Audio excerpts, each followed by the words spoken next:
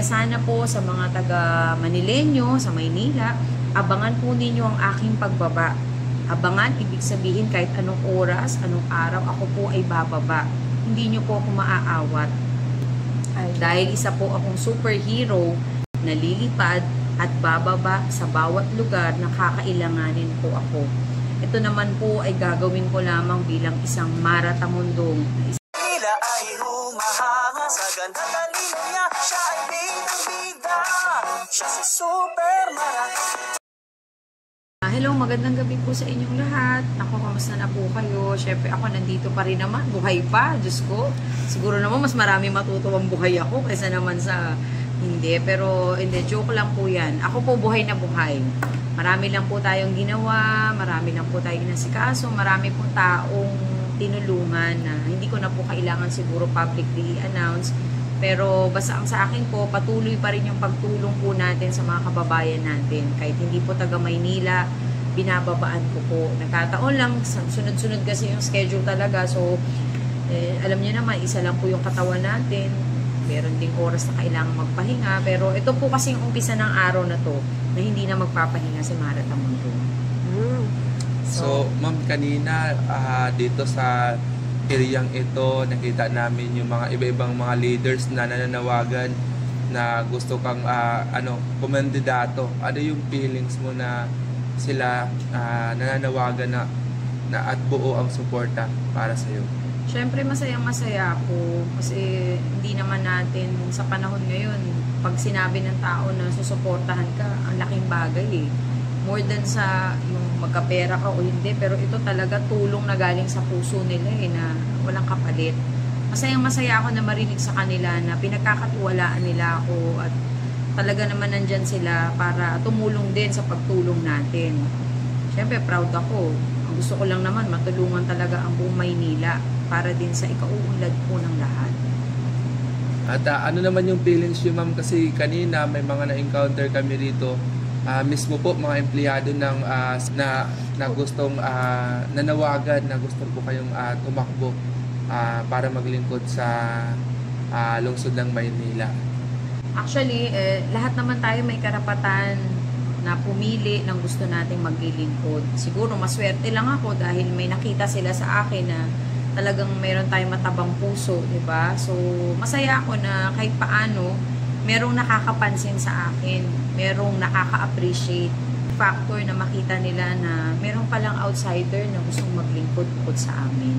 So sana maging daan ito para magkaroon ng pagkakaisa na magtulungan para makapaglingkod para sa lahat. Ma'am, ano pa yung aabangan ng ating mga kababayan pagkatapos ng araw na ito? Alam mo, marami silang aabangan. Pero marami din nag-aabang sa akin sa sasabihin ko. Kaya hindi ko sasabihin. Ang totoo kasi talaga, gusto ko talagang tumulong sa lahat.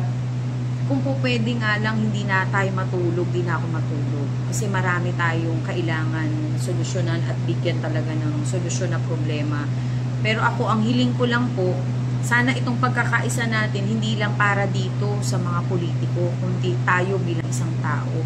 Na yung pagtutulungan natin talagang gawin natin hanggang sa dulo ng buhay natin.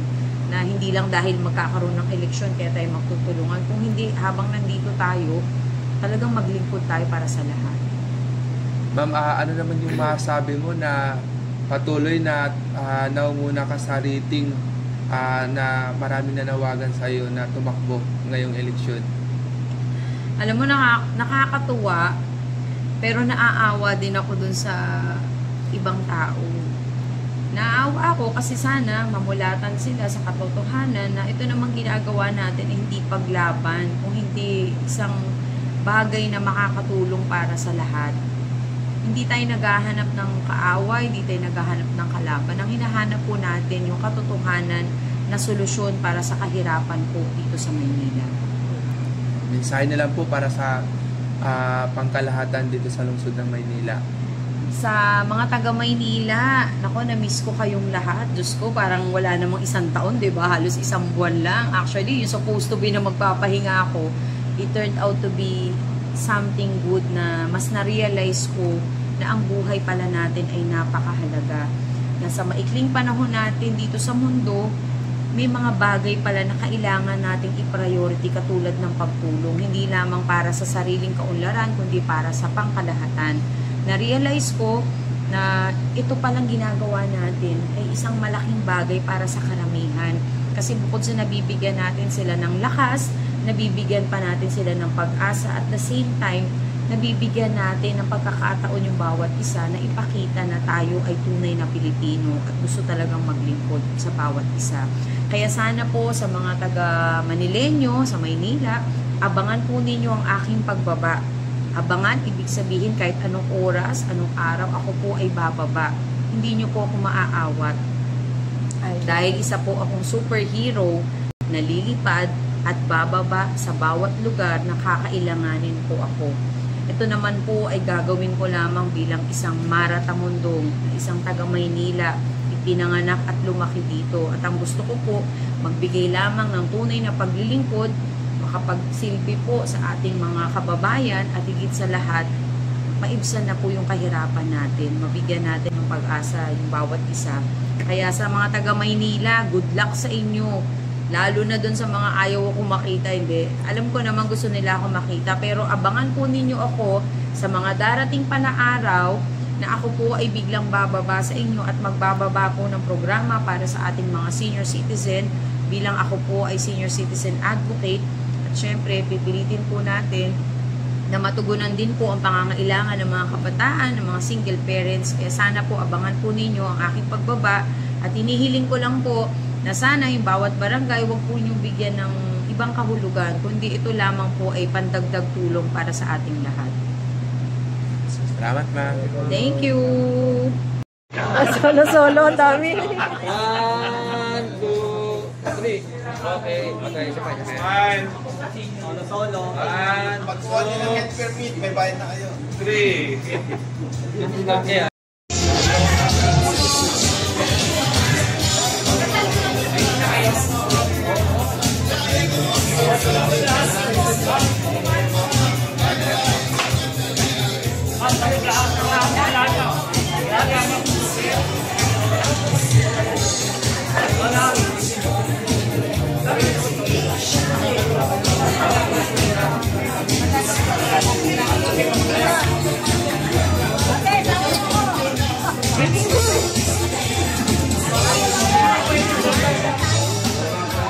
Ako na lang magpipicture.